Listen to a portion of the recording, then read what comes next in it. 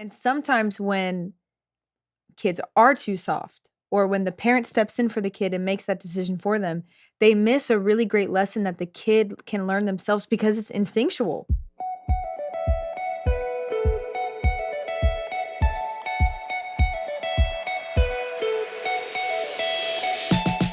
Hello and welcome to the Family Business with the Alessis, where family is everybody's business. I'm Steve Alessi, and today I am in the podcast booth with my one and only middle child, middle daughter, Lauren Lolo Locomo Alessi. Good to have you, Lo.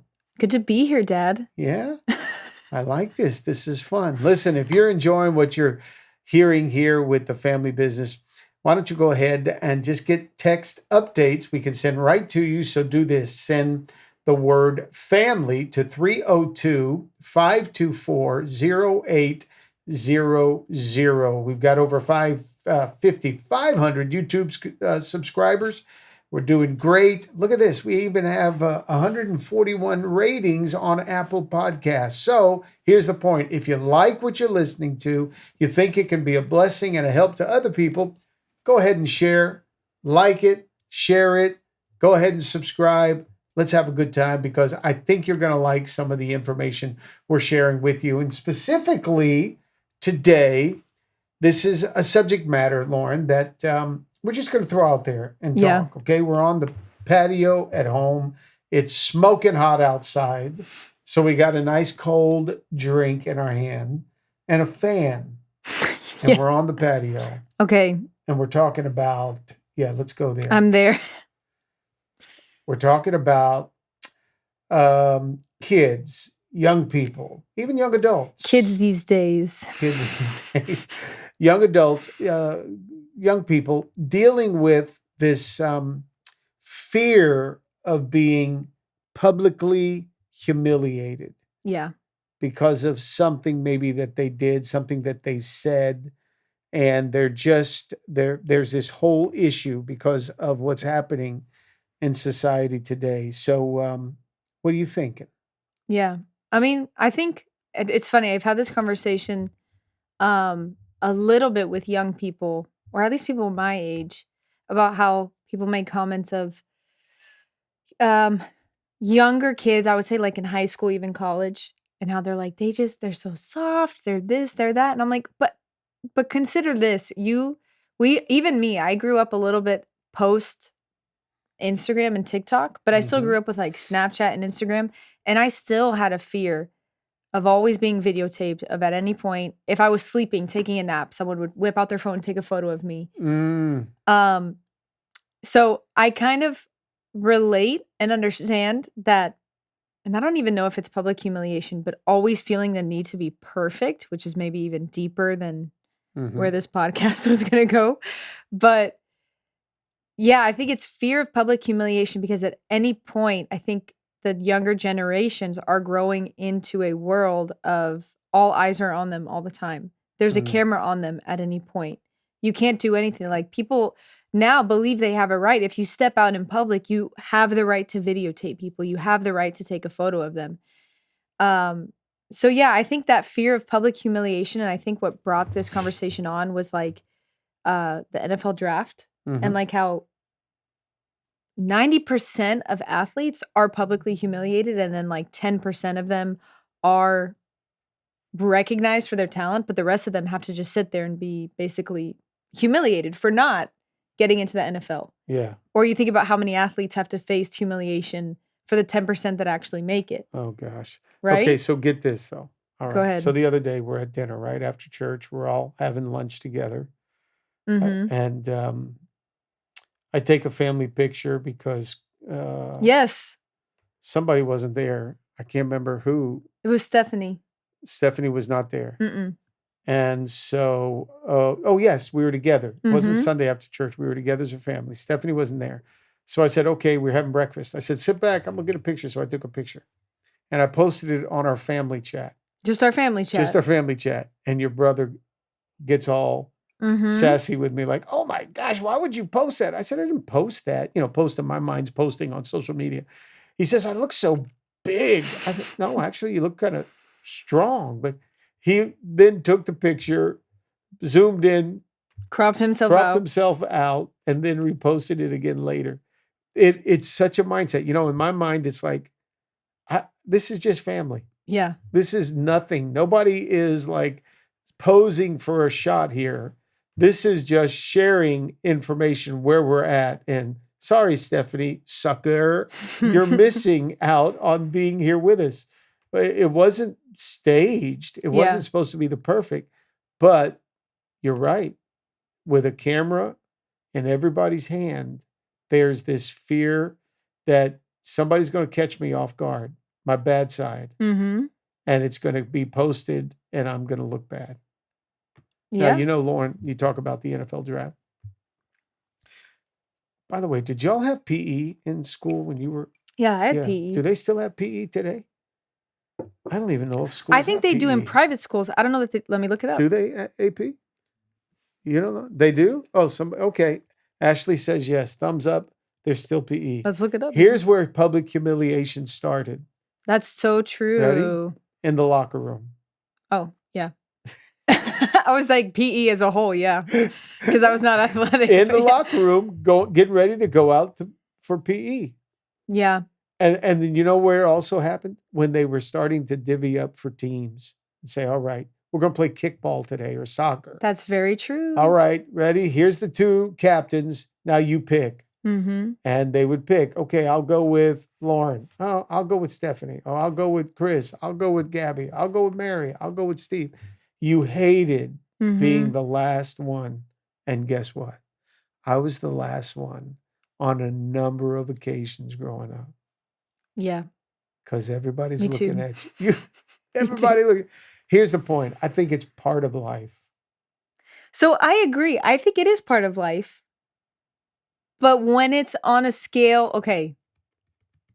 I think when you're in PE, when you're in the locker room, those are normal everyday things. And I think it's good for you to be a little bit humiliated. Maybe that's a hot take. But I think you learn a lot about yourself. I think you learn a lot about what you want, about how to, like, if you are humiliated by not getting picked first, but getting picked last, then you're like, I don't want that to ever happen to me again. And you work hard, right? So that you're never picked last again. That's a great lesson for a kid. Yeah. But there's also a super unhealthy side where kids are like, and I remember this in high school, where you're like, I don't want to fall asleep on the bus headed to like youth camp because if I fall asleep and my mouth is open, someone's going to take a picture and post it on Snapchat. And the person I have a crush on is going to see me falling asleep with my like drool coming out of my mouth. Yeah. So it's this level of like, where's the line? Where's the boundaries? I actually think humiliation is good for you. You have an embarrassing story. You learn to overcome it. You walk out a better person. But where's the line for young people of like, because now you see young kids that I think we can all agree, it's like they have to look perfect constantly, like every second of every day. Yeah. If they don't, like there's 13-year-olds, if they don't have lipstick on, it's like they freak out. Or like if their hair's not clean, they freak out. And I think that's a level to it of at any moment I can get caught off guard. Mm-hmm. And I don't know that I blame them because I remember being in that space a little bit because we all have access to cameras and being videotaped or something. Mm-hmm. And then you even see people like on Instagram, even if it's not your friends, you even see people on Instagram, they stand out in the middle of the street and they're like, we want to interview you. Have you seen those videos? Mm-hmm. And then they go viral. So you're like, well, what if thinking as a kid, what if worst case scenario, I go viral? You know, like that's the world they're living in. So I agree you need a level of humiliation and embarrassment, but where's the line of like, okay, you just need to be a kid and you don't have to worry about massive public humiliation. Mm-hmm. Well, I think it's good for every young person to go through a little pressure of realizing they don't just measure up to everybody's standards because those standards are not necessarily true standards. So back in the day when we would, when I was growing up, there was the cool table in the lunchroom, the cafeteria. And if you didn't hang out at the cool table, then you were not, of course, cool. But who defined cool? That was the whole deal. Was it because they looked good? most of the time it was because they were prettier or better looking than everybody else, which then meant that they were cool.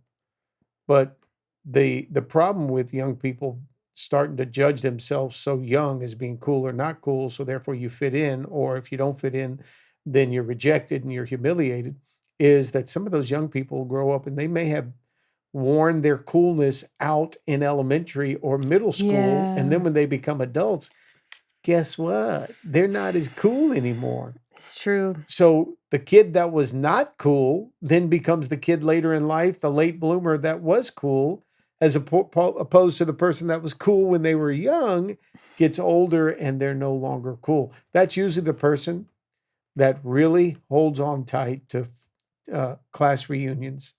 They Yeah. want to go back to their high school days when they were cool because now they're no longer cool as adults. And that's damaging for young people.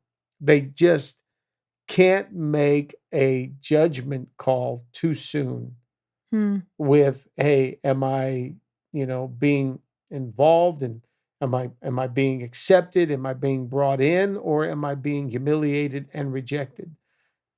That's just part of life. Nobody should make a judgment call too soon as to, okay, yes, your kid didn't make the team, but now's a great lesson for us to turn around and say to our kids, hey, there's a reason we didn't make the team.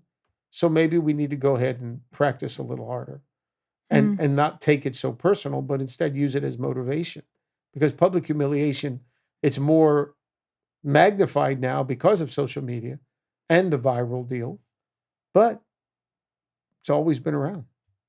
Yeah, that's true. But is there any aspect of, okay, I think of the NFL draft and I think of, and maybe this is me being soft. Maybe this is me being soft. Go soft again. Is there any aspect of even, okay, think about like pageants, right? Where women are saying, this is a much better woman than you. She's winning because she's more beautiful. She's got the better body, right? Like this is how other women are perceiving it, right? In the Right. competition. Right. So you have the NFL draft, you have beauty pageants, you have the Grammys, you have Oscars, where it's not that anybody's looking at them saying you are lesser than, but someone is walking away the winner. Do you think there's any aspect of that that is bad for the other person, or do you think it's just all good? Like you learn either way. Okay, so And I mean more on like a massive public scale like that. yeah. Well, on the public scale, I hope everybody knows that when it comes to those kind of environments, when it comes to the NFL draft, okay, Mhm. there's always going to be winners and losers, Mhm. and quite frankly, that's what people get paid for. They get Yeah, paid that's to true. win. Now, if an athlete's going to sit up there and feel like he's publicly humiliated because he didn't get a, I don't know, $10 million contract as opposed to getting a $6 million contract because he didn't go first, but maybe he went lower down in the draft. Come on, $4 million, really? No, that's You true. got $6 million, man. What are you kidding me? It's there's part of the business of and just competition at the highest level. There's always got to be a winner, and sadly, there's going to be a loser. But we have to get to a place where I think we have to look in the mirror and say, you know what, toughen up a little bit.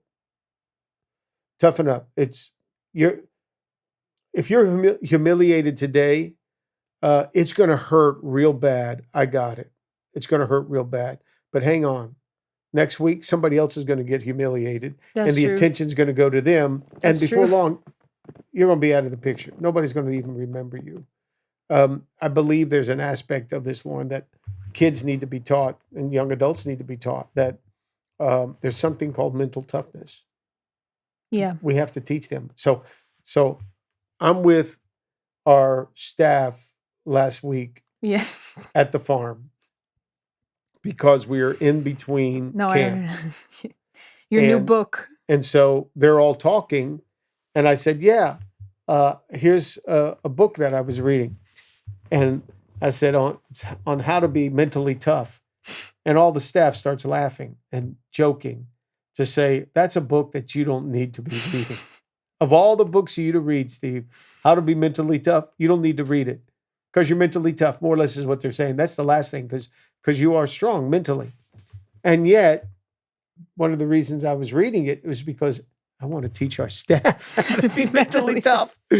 Because sometimes they experience things that others, that cause them to be upset and think less of themselves.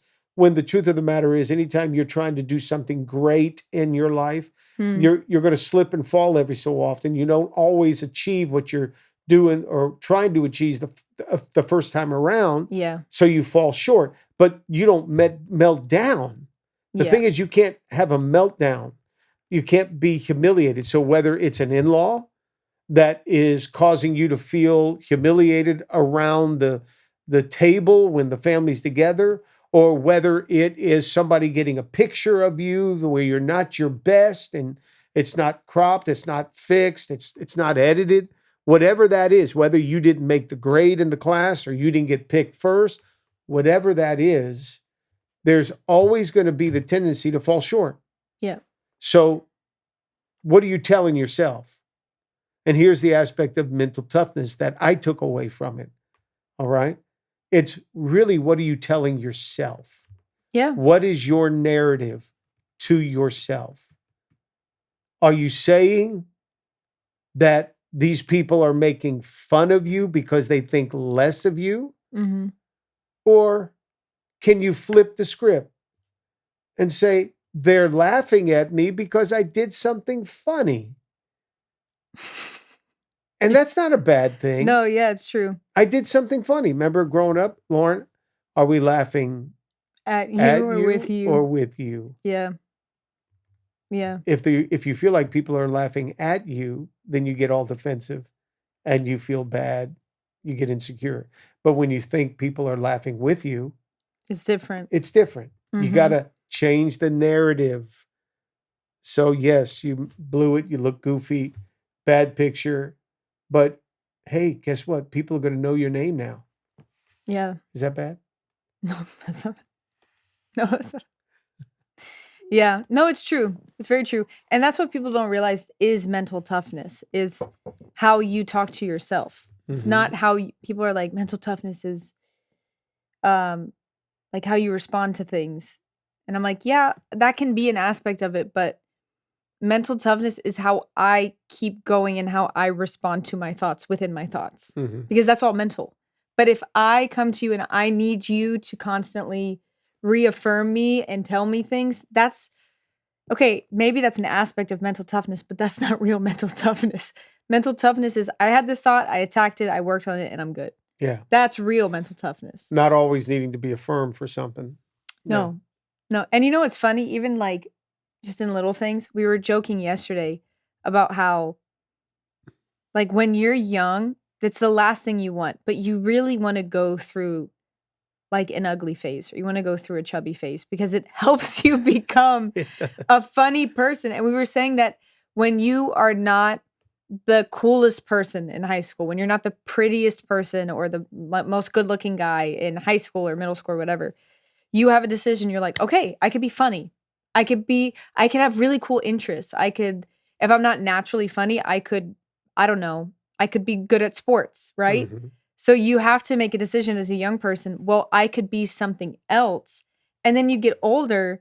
And then like for me, I think in like college, my nose and my jaw, everything finally came into place because my nose and my jaw grew first. So then all your facial structure grows together, your body grows together and like works out for you.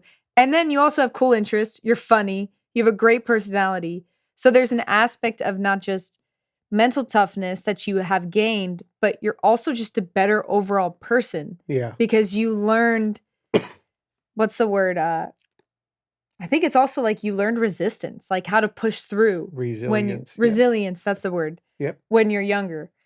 But yeah. And you can't have resilience without resistance. That's true. Well, and I think I was going to say this. I think a lot of people think humiliation is a sign of failure, but humiliation is a sign of like, you're going somewhere. Like people, like even in the little things of like, Okay, but somebody got a bad picture of me. That's dumb. But people got a bad picture of me. Okay, but you were having a good day. You were out and about. Mm-hmm. You were having fun with your friends. You were doing something. Someone got a bad picture of you. But let's say on a big scale, we hear a lot of stories of people who failed in sports, right? Mm-hmm. Or failed in music or failed in acting. Okay, but you tried something. Mm-hmm. You failed, but you tried something. And now you know that's not it, but you're on a journey to go somewhere next. So I think that's another aspect of flipping the script. Mm-hmm. It could be failure, and humiliation, but if you flip the scripts, it could also be, okay, but you learned and now you're headed somewhere new. Mm-hmm. So I think that's the best take out of this. What did I learn out of that humiliation? What did I learn out of that failure? What did I learn from that setback? I would rather be in life, I would rather be and raise young people and even staff that have a marathon mindset, not a sprinter's mindset about life. Now, sprinters are exciting when you see them in the Olympics. The marathon runners are the boring ones. Those are the skinny mini guys that come from Africa and somewhere that all they run and they can run for days. Yeah. All right. There's nothing exciting about a marathon. It's boring. There's a lot of commercials. You can't wait for the commercials because all the people are doing running the same thing and just up and down legs, front of the other, and they're doing their deal. These people don't even stop to go to the potty. They just potty all over themselves because they're in a marathon. It's crazy. It's messy, and it's boring. We want the sprinter. We want the guy who, be labeled as the world's fastest man alive. We want the sprinter because it's so exciting and their body looks better, stronger because everything in them, on them, everything that they are is trying to help them run at a burst of speed that is quick, but it's there for a second and it's over. It's okay? Over. Yeah. You can't have that mentality about life. And people that get stuck maybe in early school years or young adults get stuck at a season of their 20s because they're single and they don't have somebody around them and they don't have a plus one to go to at a wedding or whatever. If not careful, they can get stuck there because they're treating their life like it's a sprint. Mm-hmm. And they want the excitement. They want it now. They don't want to feel humiliated and left out and rejected or made fun of. They don't. Yeah. And they make a very bad judgment about life like it's a sprint. Yeah. I want people, though, that look at life like it's a marathon. Yeah. Because the seasons of your life, I've seen it with you personally. You're in your teens, you probably experienced your greatest challenge as a person at this season of your life when you were in your teens. Yeah. When you had what you had to go through. And as painful as it was to watch you go through it, I knew deep down, okay, this is going to help Lauren later in life with another challenge that she's going to have to face. Yeah. And with yours, it was a setback for you. It was a challenge for you. It was a painful, a very confusing time for you. So watching you go through it was painful. Yeah. It was like, oh my God, this is the first stretch of her marathon.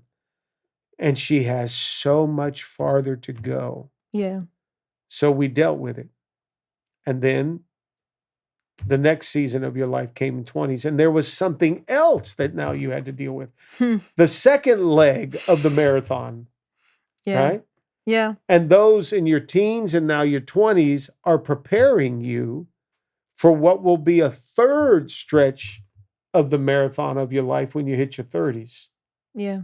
And then that's going to prepare you for the stretch in your 40s. Yeah. And hopefully you've done all of that without... Or hopefully I get a break. Oh, no, you never get a break until you hit your 50s and you look over your shoulder and your world and you realize, wow. No break. Life is great.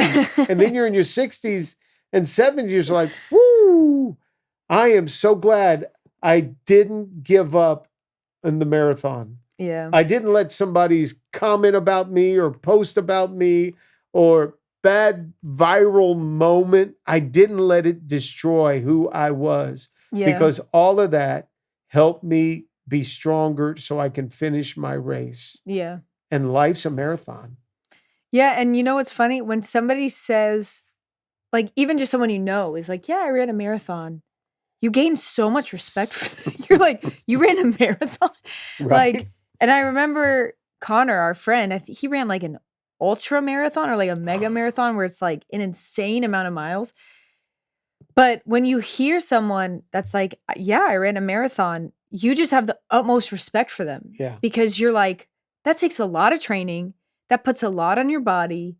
You're just running. What is it? How many miles is it? I don't know. 13 miles, right? 26.2 miles. Jesus. So you're like, that's a lot. So when somebody says they can run a mile in 5 minutes, you're like, that's kind of crazy. But when somebody says they ran a marathon, you're like, I have the utmost respect for you. Yeah. And we've talked about this, that you could see people with different aspects in life, that you see that they have more of a sprint mentality or they have more of a marathon mentality. And the people I would say in life with a sprint mentality, they're more like whatever's exciting, they follow. Yeah. You know? So like even people who they never have like a solid, I'm just going to say it, like they never have like a solid career. It's just like, oh, what's next? I'm going to follow what's next. This is exciting. And I don't want to sound judgmental, but like you even see that later down the line in their life, you know, like in their finances. And again, it's not judgmental, but a lot of times it's just obvious. That's it. They have a sprinter's mentality. Versus somebody who has a marathon mindset and they're just going to plow hard every day and they're just going to work hard every day. They're going to train for the marathon. They're going to run for the marathon. And you even see the effect that it has on their life. And it's not even financial sometimes. It's the relationship they have with their family, their marriage, their kids, all those things, because they just have it's a slow but steady, I'm going to train every day. I'm going to work hard every day. And you see the fruit of it and you're like, I have so much respect for that person. Yeah. Versus the person who gets distracted a little more easily in life. Yeah. But yeah. You see this with the Bitcoin industry right now. Young guys were coming up. Bitcoin's a big deal. And then you saw these young multi-millionaire guys, and that became this image. You got social media influencers that talk about how much money they make doing nothing but posting and this, that, and the other. And they're young, and people are looking at that and thinking, okay, that's success. Yeah. I got to do it their way. And if I don't have success by when I'm 25 as an influencer, as a startup, then I'm a failure. And, I just won't live up to the standards of some of the others that are out there. That is such a sprinter's mindset. And a lot of those individuals burn out too quick. Yeah. It's the mindset that has to say, all right, I'm going to take everything in stride. No, I was bullied. I was picked on. And I that shouldn't have happened, but it did. So what do I do with that? I use it to help me be a better person, a stronger person. All right, I'm chubby. My gosh, Lauren, I was skinny as a rail until I hit I think it was middle school, 7th grade. And it's like, all of a sudden I porked up. I had acne, uncontrollable acne, so bad that I used to wear my hair over my forehead. My hair would come down just to cover the acne, like your brother did for a period. Yeah, I remember. Are you all right? Am I keeping you awake? Sorry.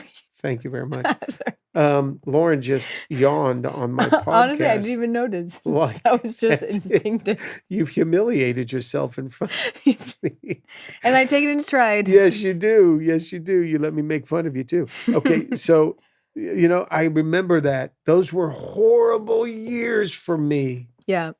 But man, it sure made me strong. Yeah. Yeah, maybe I still, I had a chip on my shoulder for the longest time because I was trying to protect my identity, who I was at that stage. I didn't know it, but I was ready to get in a fight with everybody, stare them all down because I was just insecure from not being able to level up to Yeah. what others were doing that we thought were pretty popular and successful. I remember being humiliated once because of in football. In high school, I was playing football, and they had tape day, which is usually the day after a football game.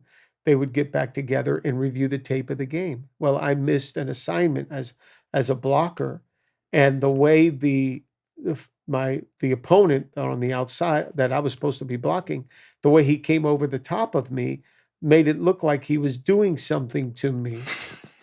All right. Yeah. I don't Yeah. even want to No, give I you mean, got mention it. anymore. And the coach stopped that film, and he took it back a couple of frames, and then he let it go a couple of frames. Then he took it back a couple of frames, and then let it go. And everyone in that film room was laughing except me. I wanted to cry.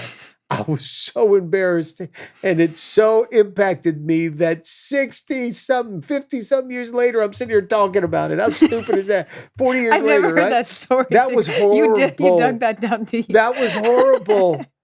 But I could sit here all these years later and laugh about it because Yeah. it just helped me see that, life's not easy. Life's cruel. People are Yeah. cruel. And not all of them mean to be cruel to you. Not all of them mean to hurt you. It's just life. Yeah.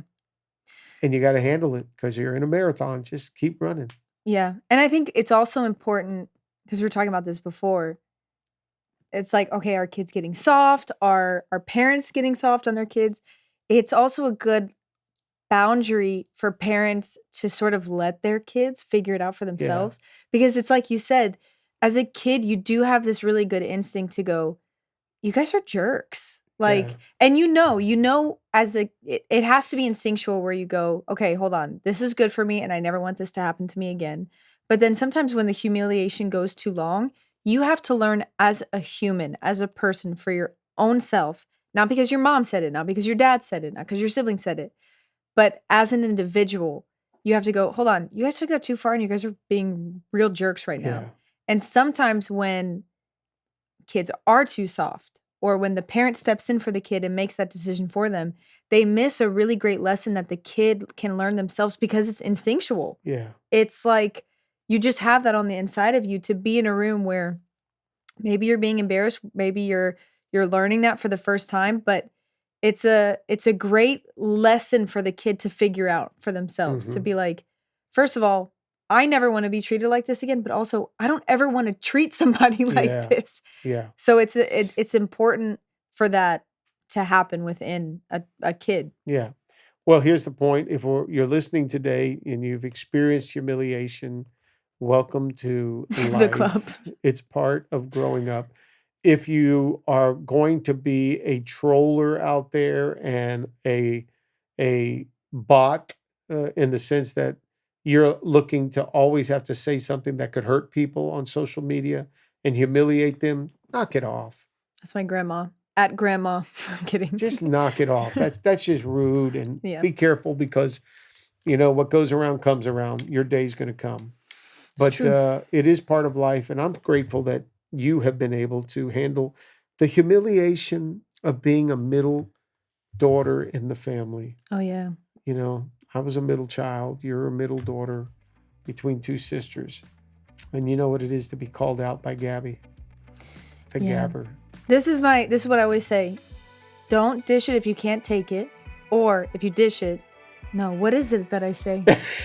Because it's so good, but I have to get it right. It's like if you dish it, be prepared to take it. Or be prepared to dish it 10 times harder back. Does that make sense? I told this to you once and you're like, that's really good.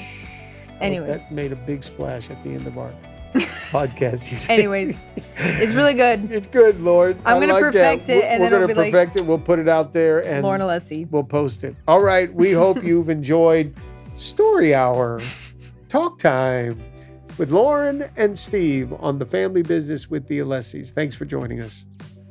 We hope you enjoyed today's episode. Go ahead and subscribe to our YouTube channel, like this video, and click on the notifications bell so you can be notified for all of our future videos. And if you loved today's topic, we have plenty more. And you can click on this link right here to watch all of our videos so you can learn why family is everybody's business.